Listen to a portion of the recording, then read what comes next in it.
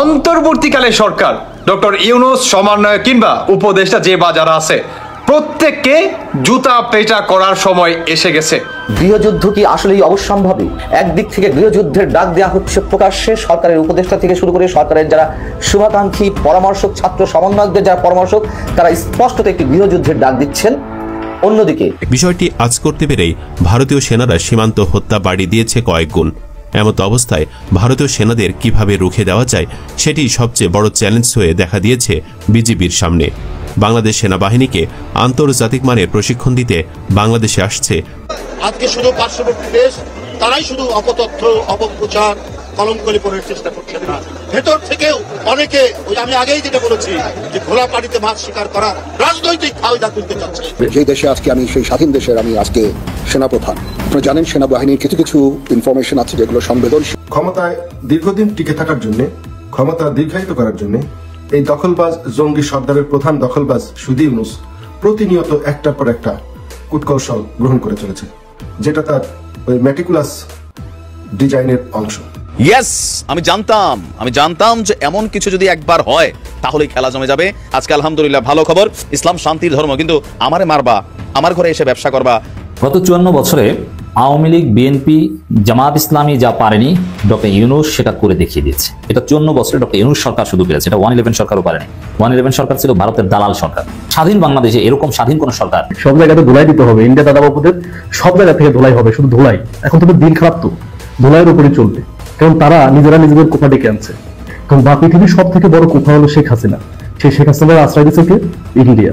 তাই ইন্ডিয়া তো ধোলাই খাবেই। ঠিক এই মুহূর্তে বাংলাদেশে ঠিক কি হচ্ছে জানেন আপনারা?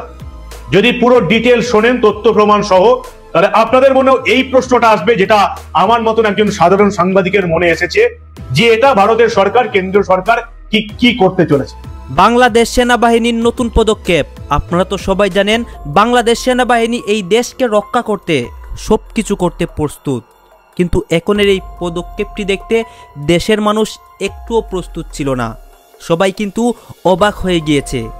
দর্শক শ্রোতা, আপনারা সম্পূর্ণ ভিডিও দেখবেন। এইসব বিষয় নিয়ে আমরা পর্যালোচনা করে অনেক তথ্য পাই এবং ভিডিও পাই, সেইগুলোই আপনাদের সামনে ধারাবাহিকলি তুলে ধরবো।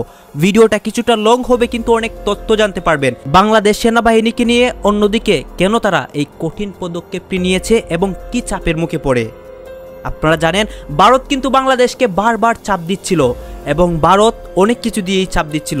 এখন কি হয়েছে? নানান দিক থেকে বাংলাদেশ কিন্তু চাপের মুখে পড়েছে। এই জন্যই কিন্তু বাংলাদেশ সেনাবাহিনী এই কাজটি করে। আপনারা সম্পূর্ণ ভিডিও ধারাবাহিকলি দেখবেন এবং ভিডিও শেষে আপনাদের মন্তব্য করবেন এইসব বিষয় নিয়ে। আসুন আমরা আর কথা না বাড়িয়ে মূল আলোচনাগুলো দেখে আসি। আজ করতে পেরেই ভারতীয় সেনারা সীমান্ত হত্যা বাড়িয়ে দিয়েছে কয়েক গুণ। এমত অবস্থায় ভারতীয় সেনাদের কিভাবে রুখে দেওয়া যায় সেটি সবচেয়ে বড় চ্যালেঞ্জ হয়ে দেখা দিয়েছে বিজিবির সামনে। জানা গেছে ভারতকে শায়েস্তা করতে পাকিস্তানের সহায়তা নিচ্ছে বাংলাদেশ। বাংলাদেশ সেনাবাহিনীকে আন্তর্জাতিক মানের প্রশিক্ষণ দিতে বাংলাদেশে আসছে পাক সেনাবাহিনীর চৌকস একটি দল। তাছাড়া পাকিস্তানের সাথে বাংলাদেশের অস্ত্র চুক্তি তো থাকছেই। আর এই খবরে রাতের ঘুম উড়ে গেছে নরেন্দ্র মোদীর। ঠিক কি উদ্দেশ্যে বাংলাদেশে আসছে পাক সেনারা, চলুন বিস্তারিত জেনে নেওয়া যাক। বাংলাদেশের সঙ্গে ভারতের সম্পর্কে চলছে টানাপড়েন। ভারতীয় মিডিয়ার অপপ্রচার সহ নানান ইস্যুতে সেই সম্পর্ক ক্রমশ খারাপ হচ্ছে। কড়া বার্তা যেমন ওপার থেকে আসছে, পাল্টা জবাব যাচ্ছে এপার থেকেও। সম্পর্ক উন্নয়নের কথা বলা হলেও থেমে নেই ভারত ও দেশটির মিডিয়ার অপপ্রচার। এবার তাদের মিডিয়ায় ফলাও করে প্রচার করা হচ্ছে পাক সেনার জন্য দরজা খুলে দিচ্ছে বাংলাদেশ। 5 দশকের বেশি সময় পর বাংলাদেশে ফিরছে পাকিস্তানের সেনা। আর এই খবরে ভারতীয় প্রতিরক্ষা বিশেষজ্ঞদের মধ্যে গভীর উদ্বেগ দেখা দিয়েছে। তাদের মতে এই পদক্ষেপ বাংলাদেশ ও ভারতের মধ্যকার কৌশলগত সম্পর্কের জন্য চ্যালেঞ্জ তৈরি করতে পারে। ভারতীয় সংবাদ মাধ্যম আনন্দবাজার পত্রিকা জানিয়েছে, বাংলাদেশের বর্তমান অন্তর্বর্তী সরকারের প্রধান উপদেষ্টা মোহাম্মদ ইউনূসের নেতৃত্বে পাকিস্তানের সঙ্গে সম্পর্ক উন্নয়নের প্রচেষ্টা চলছে। তার অংশ হিসেবেই রাওয়ালপিন্ডি সেনা সদরের কর্মকর্তাদের ঢাকায় প্রশিক্ষণ দেওয়ার আমন্ত্রণ জানানো হয়েছে। পাকিস্তানি সেনাবাহিনী ফেব্রুয়ারি 2025 থেকে ময়মনসিংহ সহ বিভিন্ন স্থানে বাংলাদেশ সেনাবাহিনীকে প্রশিক্ষণ দেবে। এ প্রশিক্ষণ পর্যায়ক্রমে বাংলাদেশের 10টি সামরিক কমান্ডে পরিচালিত হবে। ভারতের প্রতিরক্ষা বিশেষজ্ঞরা এই পদক্ষেপকে উত্তর পূর্ব ভারত বা 7 সিস্টার্সের নিরাপত্তার জন্য হুমকি হিসেবে দেখছেন। তারা শিলিগুড়ি করিডোরের মধ্যে কৌশলগত গুরুত্বপূর্ণ এলাকা নিয়ে উদ্বেগ প্রকাশ করেছেন। এছাড়া বাংলাদেশের সাম্প্রতিক সময়ে পাকিস্তান থেকে অস্ত্র ও গোলাবারুদ আমদানি বৃদ্ধি নিয়েও সন্দেহ প্রকাশ করেছেন ভারতীয় গোয়েন্দা কর্মকর্তারা। আনন্দবাজার জানিয়েছে, গত সেপ্টেম্বরে বাংলাদেশ 40,000 রাউন্ড বুলের 2,000 ট্যাঙ্ক শেল এবং 40 টন বিস্ফোরক পাকিস্তান থেকে আমদানি করেছে। ভারতের মিডিয়ার দাবি, পাকিস্তান বরাবরই ভারতকে টার্গেট করে এগোয়। এবার বাংলাদেশকে ঢাল করে পাকিস্তান জঙ্গি নাশকতার ছক কষতে পারে বলে ধারণা তাদের। তারা বলছেন, পাকিস্তান এবং বাংলাদেশ যদি এক পথে হাঁটে তাহলে সীমান্তে বড় সমস্যা দেখা দিতে পারে। এই নিয়ে ভারতের সামরিক বিশেষজ্ঞ অশোক কুমার বলেন, বাংলাদেশের সঙ্গে পাকিস্তানে ঘনিষ্ঠতা বেড়ে চলেছে। এটা ভারতের কাছে চ্যালেঞ্জ হয়ে দাঁড়াচ্ছে। পাক গুপ্তচর সংস্থা ISI এতদিন গোপনে বাংলাদেশের কাজ করেছে, এবার তারা প্রকাশ্যে রাস্তায় নেমেছে। বিশ্লেষকদের একাংশের দাবি, 1971 সালের ঘটনার প্রতিশোধ নিতে চাইছে পাক সেনা। সে কারণে বাংলাদেশের মাটিতে কট্টরপন্থা এবং ভারত বিরোধিতার বীজ পুঁতে দিতে উঠে পড়ে লেগেছে ISI। এ ব্যাপারে চীনও তাদের সাহায্য করছে বলে মনে করা হচ্ছে। তবে ভেতরের খবর ফাঁস হওয়ায় বেজায় চটেছে বাংলাদেশ সেনাবাহিনী। আনন্দবাজার পত্রিকা বাংলাদেশ সরকারের কোনো বক্তব্য নেয়নি জানিয়ে বাংলাদেশের পক্ষ থেকে বলা হয়েছে, সাংবাদিকতার সঠিক রীতি অনুসরণ করার বিপরীতে উক্ত সংবাদপত্রটি প্রতিবেদন প্রকাশের পূর্বে বাংলাদেশের আন্তঃবাহিনী জনসংযোগ পরিদপ্তরের কোনো মন্তব্য বা ব্যাখ্যা গ্রহণ করেনি। এই প্রতিবেদনের নিরপেক্ষতা ও বিশ্বাসযোগ্যতা নিয়ে গুরুতর প্রশ্ন তোলে বাংলাদেশ। বাংলাদেশ সেনাবাহিনী তথ্যের স্বচ্ছতা এবং সঠিক তথ্য প্রচারের প্রতি প্রতিশ্রুতিবদ্ধ। গণমাধ্যমে কোনো প্রতিবেদন প্রকাশের পূর্বে নির্ভরযোগ্য সূত্র থেকে তথ্য যাচাই করতে বিনীতভাবে অনুরোধ করে বাংলাদেশের আন্তঃবাহিনী জনসংযোগ পরিদপ্তর। এদিকে ভারতের 7 সিস্টার্স ভেঙে নতুন রাষ্ট্র তৈরি হওয়ার সম্ভাবনা দেখা দিয়েছে। বিষয়টি নিয়ে বাংলাদেশের প্রতি বেশ বেজার ভারত। সিস্টার্সের বিশেষ করে মণিপুরের বিদ্রোহীদের হাতে দেখা যাচ্ছে রকেট লঞ্চার, স্নাইপার, RM-60 ও M4-এর মতো আমেরিকান অ্যাসল্ট রাইফেল দেখা গেছে। যেখানে পুরো রাজ্য জুড়ে ইন্টারনেট বন্ধ, সেখানে এই বিদ্রোহীরা ব্যবহার করছে ইলন মাস্কের স্টারলিংকের ইন্টারনেট। আধুনিক আমেরিকান অস্ত্র ও স্যাটেলাইট ইন্টারনেট কোথায় পাচ্ছে বিদ্রোহীরা, তা নিয়ে ভারতীয় জনমতে দেখা দিয়েছে নানা আশঙ্কা। 7 সিস্টার্স নিয়ে খ্রিস্টান অধ্যুষিত রাষ্ট্র গড়ার যে গুঞ্জন ছিল, সেখানে বাড়তি হাওয়া দিচ্ছে এইসব তথ্য। ফলে প্রশ্ন উঠছে, পূর্ব তৈমুরের মতো তাহলে কি আরেকটি খ্রিস্টান অধ্যুষিত রাষ্ট্র তৈরি হওয়ার প্রক্রিয়া শুরু হয়ে গেছে? মিয়ানমার মণিপুরকে ঘিরে অশান্ত হয়ে উঠছে এশিয়ার দক্ষিণ পূর্বাংশ। খণ্ডবিখণ্ড হওয়ার পথে মিয়ানমার। রাখাইনে নতুন রাষ্ট্র তৈরির ঘোষণা আসার সম্ভাবনা রয়েছে। এদিকে ভারতের 7 সিস্টার্সের মণিপুর রাজ্যেও অস্থিতিশীলতা ও ভাঙ্গনের সুর বিরাজ করছে। কিছুদিন আগে ভারত ভাঙ্গার ডাক দেন মিজোরামের মুখ্যমন্ত্রী লাল দোহমা। রয়টার্সের প্রতিবেদন অনুযায়ী উত্তাল মণিপুরের সাথে মিশছে মিয়ানমার থেকে আসা বিদ্রোহীরা। তাদের সাথে আছে রকেট লঞ্চার, স্নাইপার, RM-60 ও M4-এর মতো আমেরিকান অ্যাসল্ট রাইফেলের মতো অস্ত্র। মণিপুরের এমন ভাঙ্গনের পেছনে কাজ করছে নাকি যুক্তরাষ্ট্র? 1 বছরের থেকে বেশি। আমি গেল পরশুদিন এই নিউজটা করছিলাম, তখন আমি বলছিলাম যে ভাই দেখেন, কিছু তো বাতাসটা বুঝি।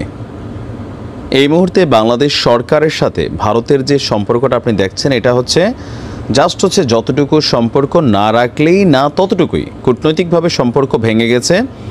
আমাদের উপদেষ্টাদের বিভিন্ন বক্তব্য, ভারতের বিভিন্ন মন্ত্রী এমপিদের বক্তব্য, ভারতীয় মিডিয়ার গুজব, বাংলাদেশের মধ্যে যা ঘটছে সব কিছু মিলিয়ে গত 53 বছরের ইতিহাসে ভারত বাংলাদেশের সম্পর্কের এত অবনতি আর কখনো ঘটে নাই। আর যেহেতু এইরকম একটা অবনতিপূর্ণ সম্পর্ক, এর মাঝখানে শেখ হাসিনা তিনি ভারতে আছেন, আবার তাকে ফেরত নেওয়ার জন্য প্রত্যর্পণ চুক্তিতে যেই চিঠিটা পাঠানো হয়েছে, ওই চিঠিটাকে আসলে ভারত কতটুকু গুরুত্ব দিচ্ছে। তো যাই হোক, যে চিঠিটা গিয়েছে সেটা সম্পর্কে ভারতের একটা রিয়েকশন ছিল প্রথমে পররাষ্ট্র মন্ত্রণালয় থেকে। তো আজকে ভারতের গণমাধ্যমগুলো যে প্রত্যর্পণ চুক্তিতে শেখ হাসিনাকে কি ভারত ফেরত দেবে নাকি দেবে না, এই চুক্তি বাদ দিয়েও শেখ হাসিনাকে কি ভারত আদৌ ফেরত দেবে কিনা, সেই প্রশ্নটার খোলামেলা অ্যান্সার আজকে এই ভিডিওর মধ্যে থাকছে। আপনার ভারতের প্রভাবশালী সংবাদ মাধ্যম দ্য ইকোনমিক টাইমস তারা একটা প্রতিবেদন প্রকাশ করেছে। প্রতিবেদন থেকে জানা গেছে, বাংলাদেশের অন্তর্বর্তী সরকারের পক্ষ থেকে শেখ হাসিনাকে ফিরিয়ে আনতে যে প্রত্যর্পণ চুক্তি আপনার ভারতের কাছে অনুরোধটি পাঠানো হয়েছে, সেই অনুরোধটি বিভিন্ন চ্যালেঞ্জের মুখে পড়েছে ভারতে। এর মধ্যে ঢাকা দিল্লির মধ্যকার দ্বিপক্ষীয় প্রত্যর্পণ চুক্তির উল্লেখিত শর্তগুলোরও সীমাবদ্ধতা রয়েছে। বিশ্বস্ত সূত্রের বরাত দিয়ে দ্য ইকোনমিক টাইমস বলছে, ভারত তার ঘনিষ্ঠ মিত্রদের কাউকেই ত্যাগ করবে না, কারণ দিল্লি নিজেদের ভূরাজনৈতিক স্বার্থ বিবেচনায় রাখে। এর মাঝখানে উপদেষ্টা মাহফুজের সেই স্ট্যাটাস তো একটা বড় ধরনের ভূমিকা রাখছেই কোথাও না কোথাও। এর পাশাপাশি আমাদের উপদেষ্টারা বিভিন্ন সময় যে বক্তব্য দিচ্ছেন, শেখ হাসিনাকে দেশে এনে ফাঁসিতে ঝুলানো হবে, এগুলো তো ভারত দেখছে, তাই না? এমনকি ভারত বিশ্বাস করে যে এই মুহূর্তে শেখ হাসিনা আসলে তার ফাঁসি কার্যকর হবে। এটা বাংলাদেশেরও অধিকাংশ জনগণ এই মুহূর্তে এটাতে বিশ্বাস করে। তো বলা হচ্ছে যে শেখ হাসিনা এমন একজন সরকার প্রধান ছিলেন যিনি ভারতের জাতীয় স্বার্থ প্রাধান্য দিয়েছিলেন, চরমপন্থীদের দমন করেছেন এবং উপ আঞ্চলিক সহযোগিতা বাড়িয়েছেন। এখন তাকে ফিরিয়ে দিলে ভারতের যে প্রতিবেশীরা আছে, প্রতিবেশী মিত্ররা আছে, তাদের জন্য একটা ভুল বার্তা যাবে। অন্যদিকে ঢাকা দিল্লির এই চুক্তির শর্ত অনুযায়ী রাজনৈতিক প্রকৃতির যে কোনো অনুরোধ কার্যকর করা যায় না। তারা এখানে উদাহরণ হিসেবে ধর্মীয় গুরু দালাই লামার উদাহরণটা টেনে বলছে যে ভারত দীর্ঘদিন ধরে প্রতিবেশী দেশের অতিথিদের স্বাগত জানানো এবং আশ্রয় দেওয়ার ঐতিহ্য ধরে রেখেছে। চীনের রক্তচক্ষু উপেক্ষা করে এই দালাই লামাকে কিন্তু ভারত দীর্ঘদিন আশ্রয় দিয়েছে, এখনও আছে। তো ধারণা করা হচ্ছে শেখ হাসিনার ক্ষেত্রেও ভারত এই ধরনের অনুরোধকে পরীক্ষা নিরীক্ষা করবে এবং এতে লম্বা চূড়া একটা সময় লাগবে। একাধিক সূত্রের বরাত দিয়ে ভারতের প্রভাবশালী সংবাদমাধ্যমটি বলছে, এখন যদি ভারত শেখ হাসিনাকে বাংলাদেশে ফেরত পাঠায় তবে মিথ্যা মামলার আওতায় তাকে বিচারের কাঠগড়ায় দাঁড়াতে হবে। তারা স্পষ্ট বলে দিচ্ছে শেখ হাসিনার মামলাগুলো মিথ্যা মামলা, ভারত আগে আগে বলে দিচ্ছে। দেখেন, আচ্ছা, এগুলো তাদের দেশের গণমাধ্যমের বক্তব্য যে এটি শেখ হাসিনার জন্য অনিশ্চিত এবং ঝুঁকিপূর্ণ পরিস্থিতি তৈরি করতে পারে। ঢাকা দিল্লির বর্তমান সম্পর্ক এবং শেখ হাসিনার ভূমিকাকে সামনে রেখে এই ইস্যুটি জটিল এবং সময় সাপেক্ষ বলে বিবেচিত হচ্ছে, জানিয়েছেন রাজনৈতিক বিশ্লেষকরা। তো সবকিছু থেকে এটা একদম স্পষ্ট বা ক্লিয়ার, এই চুক্তির আওতায় তো শেখ হাসিনাকে ফেরত দেবে না। তো এর বাইরে কি বাংলাদেশ ভারত থেকে শেখ হাসিনাকে ফিরিয়ে আনার সুযোগ আছে? ইন্টারপোলে তো শেখ হাসিনার নামই ওঠে নাই। আর বাকি আছে পররাষ্ট্র দপ্তর কর্তৃক ভূমিকা নেওয়া। তো আমাদের পররাষ্ট্র দপ্তরের যারা উপদেষ্টারা আছেন বা যারা দায়িত্বশীল আছেন, তারা বা তাদের সারায় বা তাদের বক্তব্য ভারত সরকারের কাছে কতটুকু গৃহীত হবে? কারণ এই যে সরকারটা আছে, অন্তর্বর্তী সরকার, এটা কোনো পলিটিক্যাল সরকার না। আর বিএনপির যারা নেতাকর্মীরা আছেন তারা কিন্তু ভারতের সাথে কূটনৈতিক সম্পর্ক বাড়াতে আগ্রহী। জামাতও চেষ্টা করছে, ভারত জামাতের সাথে হাত মিলে নাই, কিন্তু বিএনপির বেলায় পজিটিভ একটা অবস্থান কিন্তু ভারতের আছে। আর বিএনপি ক্ষমতায় আসলে শেখ হাসিনাকে ফাঁসি দেওয়ার দুঃসাহস করবে না। এটাকে দুঃসাহসী বলতে হবে যারাই এই ঘটনা ঘটাবে, তাই না? ইন্ডিয়া যে মলম বিক্রেতা আছে না, ময়ূক ভাই সেই লেভেলে ধুলাই দিছে।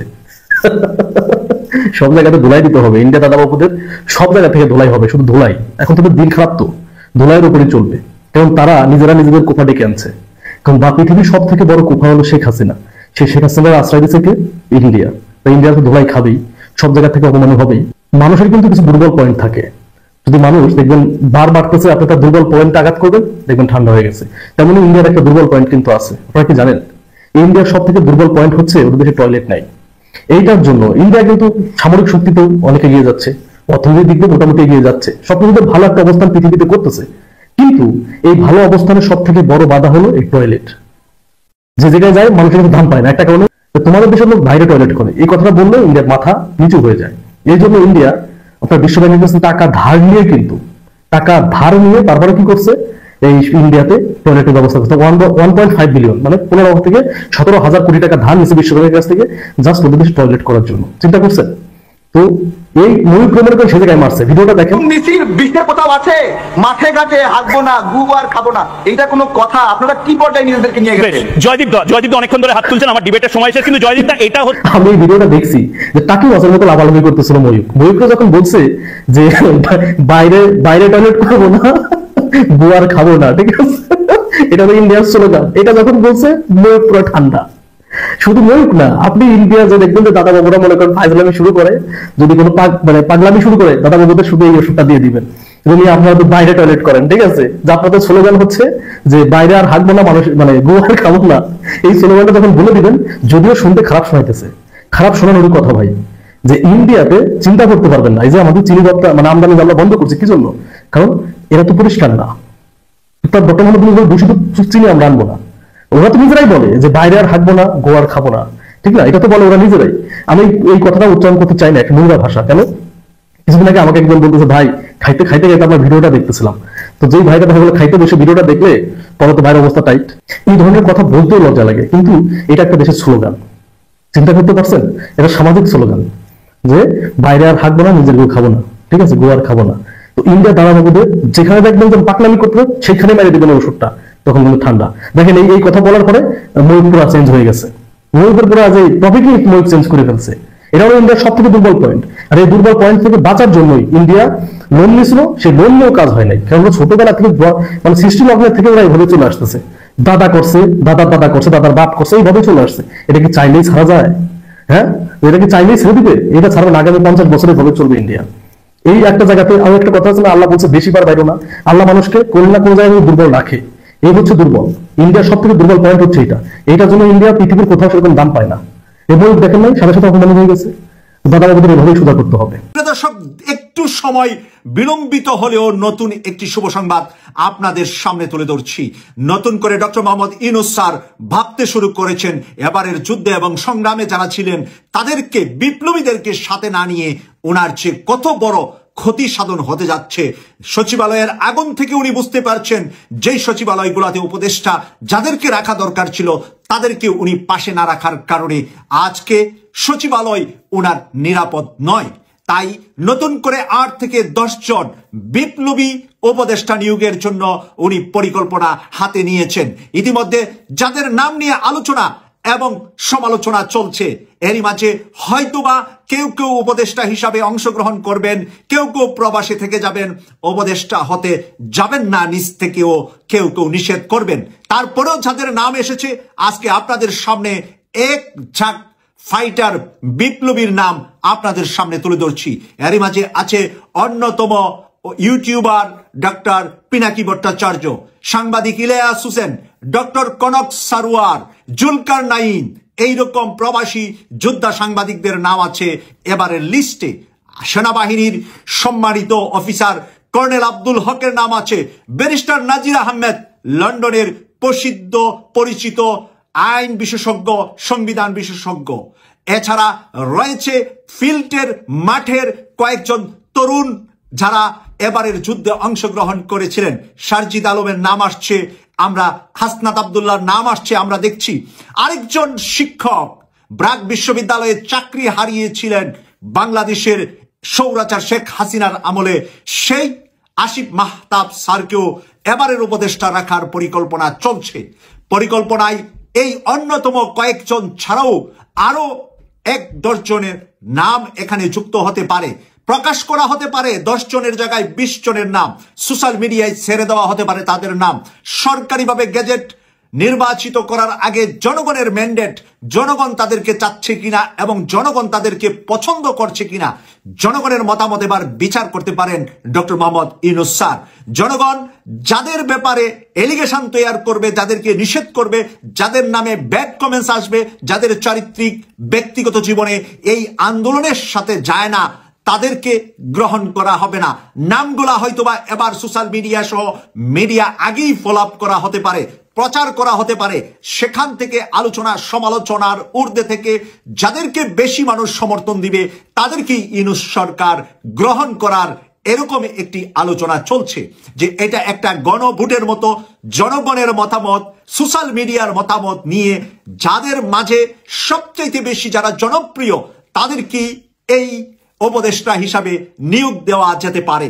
প্রিয় দর্শক, আমরা যাদেরকে আন্দোলন সংগ্রামে পেয়েছিলাম তাদের মধ্যে অন্যতম যারা, তাদের নামই এইবারের লিস্টে আমরা দেখতে পাচ্ছি।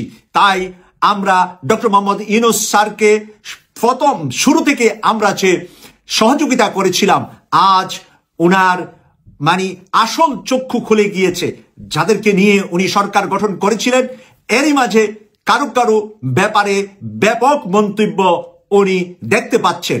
এরই মাঝে কারো কারো দায়িত্ব থেকে কাউকে কাউকে বাদও দেওয়া যেতে পারে, অথবা যাদের হাতে 2টা করে মন্ত্রণালয়ের দায়িত্ব আছে এরকম 7-8 জন উপদেষ্টা আছেন যারা ডবল মন্ত্রণালয়ের দায়িত্ব হাতে নিয়ে রেখেছেন, কিন্তু একটি ঠিকভাবে কাজ করতে পারছেন না।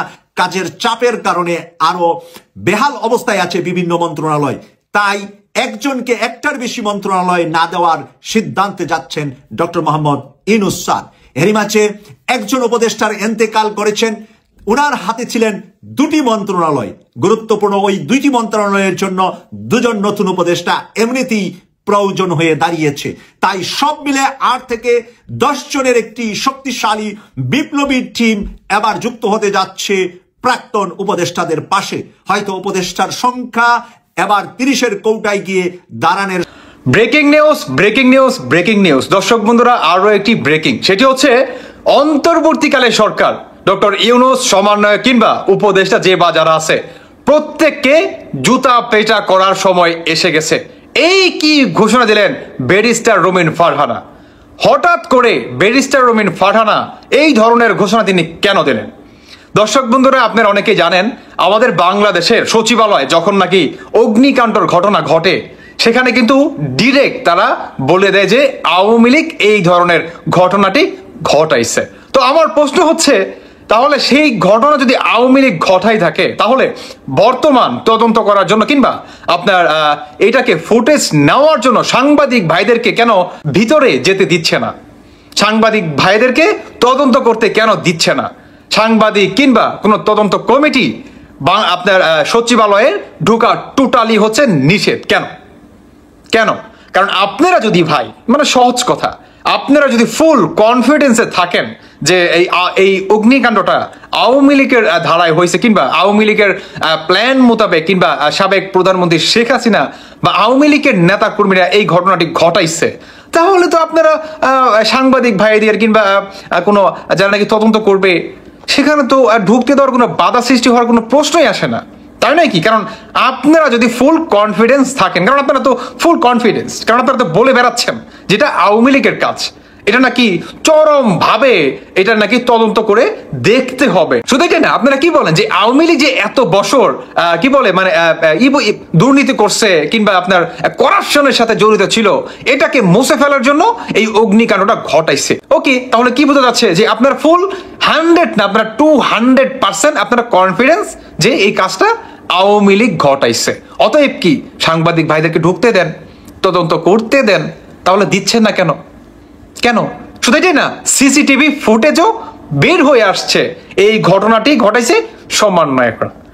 এখন তো আপনারা টোটালি মনে করেন ফেসে গেলেন, তাহলে আপনাদের এই বিচার ঘটাবে কেন? আপনাদের বিচার করবে কে? তাহলে ওই হাসনাত আব্দুল্লাহ যে সময় টিভিকে 10 জনকে চাকরি থেকে বহিষ্কার করার জন্য একটা লিস্ট দিছিল, এবং যখন নাকি সময় টিভি আপনার আন্তর্জাতিক মাধ্যমে একটা পদক্ষেপ নেয়, ঠিক তখন হাসনাত আব্দুল্লাহ গিরগিটির মতো রং বদলাই যায়। আপনারা কি বর্তমান রং বদলাবেন? এখন তো আমার প্রশ্ন আপনাদের কাছে, হ্যাঁ, এখন তো মনে হচ্ছে যে আপনারাও রং বদলাবেন। কারণ বিএনপি চায় আপনার আওয়ামী লীগ নির্বাচনে আসুক, এবং আপনারা চান কি যে আওয়ামী লীগকে নির্বাচনে আনবেন না, কারণ বিএনপি তো বহু আপনার দলে গণতন্ত্রকে বিশ্বাস করে। আর আপনারা সেটা করার জন্যই বাংলাদেশের মানুষকে পুনরায় ধোঁকার দেওয়ার জন্য আপনারা দ্বিতীয় মাস্টার মাইন্ড গেমটি খেলেন। কিন্তু আসলে আপনাদের এই মাস্টার মাইন্ড দেখতে দেখতে মানুষ ক্লান্ত, ত্যক্ত, বিরক্ত। কারণ ওই যে মেট্রো রেলের ঘটনা মানুষ তো ভুলে নাই। দেখেন একটা কথা বলি, আমাদের বাংলাদেশের মানুষ বর্তমানে চুতিয়ানা, হ্যাঁ চুতিয়ানা। মানুষ বুঝতে পারে যে আপনারা কি করতে যাচ্ছেন এবং আপনারা আসলে কোন অ্যাঙ্গেলে কথা বলার ট্রাই করতেছেন এবং আপনাদের আসলে মূল উদ্দেশ্যটা কি মানুষটা বোঝে। আপনারা কি শুরুতেই আপনাদের ধোঁকা, আপনারা আসছিলেন কুঠানা মেধানিয়া, এখন আপনারা সরকারের চেয়ারে বসে গেছেন, দেখতেছেন এখানে কোটি কোটি টাকা আপনার সরকারি আপনার বিলাসিতা, হ্যাঁ আপনার পুলিশ প্রশাসনের একটা মনে করেন মানে একটা গার্ড, মানে অন্যরকম একটা ভিআইপি সুযোগ সুবিধা। ও মাই গড, এটা কিন্তু কখনোই হাতছাড়া করা যাবে না ম্যান। তো যে কোনো মূল্যে এটাকে আমাদের ধরে রাখতে হবে। এটার জন্য কি করলেন আপনারা আবার সরকার গঠন করতে চান? হ্যাঁ, মানুষ কি বোঝে না? বোঝে না? আবার প্রশ্ন, হাসনাত সার্জিস মানুষ কি বোঝে না? আর সবচেয়ে বড় কথা হচ্ছে এই সচিবালয় যখন নাকি আগুন লাগে, 3 বান্দরের আপনার চেম্বারে কেন আগুন লাগলো? 3 বান্দরের চেম্বারে কেন আগুন লাগলো ভাই, আমার প্রশ্ন। হ্যাঁ, হাসনা আপনার সরি আপনার কি বলে উপদেষ্টা আসিফ মাহমুদ আর হচ্ছে আপনার নাহিদ ইসলাম, তো আরেকটা কি যেন ওর নামটা ঠিক আমার মনে আসতেছে না, আপনারা অবশ্যই কমেন্ট করে জানিয়ে যাবেন। কেন এই 3 বান্দরের আপনার চেম্বারে কেন আগুন লাগলো? তাহলে কি মানুষ কি বোঝে না? কারণ আপনারা বর্তমান কি পরিমাণ দুর্নীতি করতেছেন, একটা উপদেশটা আপনারা হেলিকপ্টার দিয়ে চলাফেরা করতেছেন, বাংলাদেশের এই কোণা থেকে সেই কোণা ঘোরাফেরা করতেছেন, এগুলা কি মানুষ দেখতেছে না? মানুষ বোঝে না? 3.5 থেকে 4 কোটি টাকা দিয়ে আপনারা পাকিস্তান থেকে আপনারা শিল্পী আনেন কনসার্ট করার জন্য। কোথায় পান এত টাকা, যেখানে বর্তমান বাংলাদেশের মানুষ না খেয়ে মারা যাচ্ছে, প্রতিনিয়ত সাধারণ মানুষদের বেহাল অবস্থা, এইদিকে আপনারা মোচ মাস্তি করে বেড়াচ্ছেন। অতএব মানুষটা এগুলা বুঝে গেছে। হ্যাঁ, মানুষ এখন আর আপনাদের এই খাবার খাবে না, বুঝেন নাই?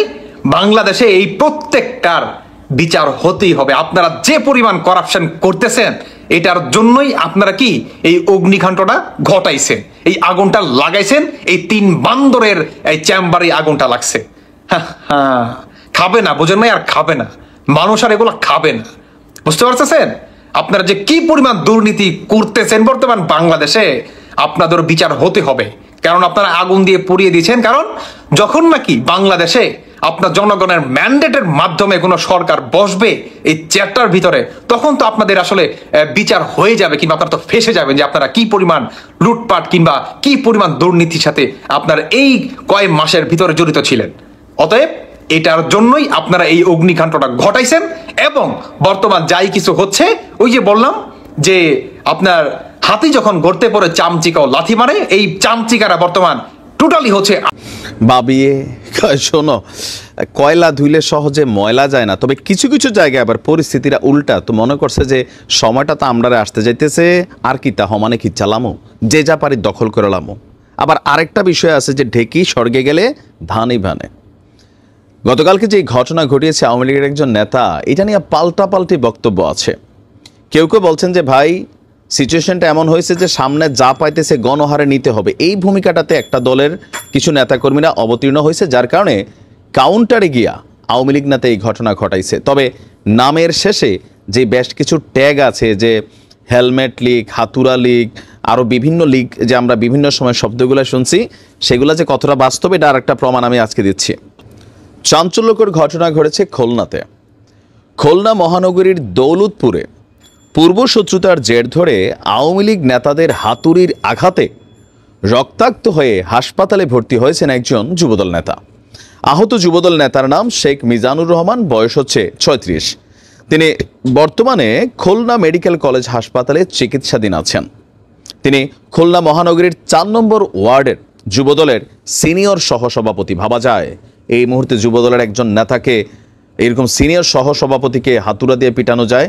আওয়ামী লীগ আসলে কি ভালো হয় নাই, নাকি না সাহস অলওয়েজ বেশি? কোনটা আসলে মানে বিষয়টা একটু প্রশ্নবোধক। আহত যুবদল নেতার বক্তব্য, বাসা থেকে বের হয়ে শুক্রবার রাতে তিনি দোকানের দিকে যাচ্ছিলেন। বাউন্ডারি রোডে পৌঁছানো মাত্রই আওয়ামী লীগ নেতা তুহিন শেখের নেতৃত্বে 10-12 জনের একদল দুর্বৃত্ত তার উপর চড়াও হয়। কোনো কিছু বুঝে ওঠার আগেই তারা তাকে হাতুড়ি এবং লাঠি দিয়ে বেধড়কভাবে মারধর করেন। তাদের একজনের নিকট একটি আগ্নেয়াস্ত্র ছিল। পরিস্থিতি খারাপ দেখে তিনি চিৎকার শুরু করেন। তার চিৎকার শুনে এলাকাবাসী ছুটে গেলে দুর্বৃত্তরা দেখে নেওয়ার হুমকি দিয়ে এলাকা ত্যাগ করে গেছেন। পরে এলাকাবাসী এই যুবদল নেতাকে উদ্ধার করে খুলনা মেডিকেল কলেজ হাসপাতালে ভর্তি করেছে। দৌলতপুর থানার অফিসার ইনচার্জ যিনি আছেন ওসি সাহেব মীর আতাহার আলী, তিনি বলছেন ঘটনাটি তিনি শুনেছেন, অভিযোগ দিলে আইনগত ব্যবস্থা নেওয়া হবে। তবে আমি যখন পর্যন্ত নিউজটা করছি, কোনো এক অজ্ঞাত কারণে এই যুবদল নেতা এখনও তার পরিবার বিষয়টা নিয়ে মামলা করেনি, বা দলীয়ভাবে কোনো মামলা হয়নি। এখন এলাকাবাসীর বক্তব্য যে এই ব্যক্তির সাথে আওয়ামী লীগের নেতাদের পূর্ব শত্রুতার একটা ইস্যু ছিল। এখন সেটা কি নিয়ে ছিল, পলিটিক্যাল পয়েন্ট অফ ভিউতে ছিল, নাকি পারিবারিক অথবা জবরদখল সম্পত্তিগত কোনো ইস্যু ছিল, সেটা আসলে এখানে বলা হয়নি। তবে কমেন্ট সেকশনে আমরা কেউ কেউ দেখছি যে লিখতেছেন, ভাই আমার বাড়ি মিজানের পাশে, আমি জানি, হ্যাঁ, এরকম নানান ধরনের বক্তব্য আসছে। তবে আমি সর্বোপরি বলি, দেখেন আওয়ামী লীগ একটা ক্রান্তিকাল পার করছে।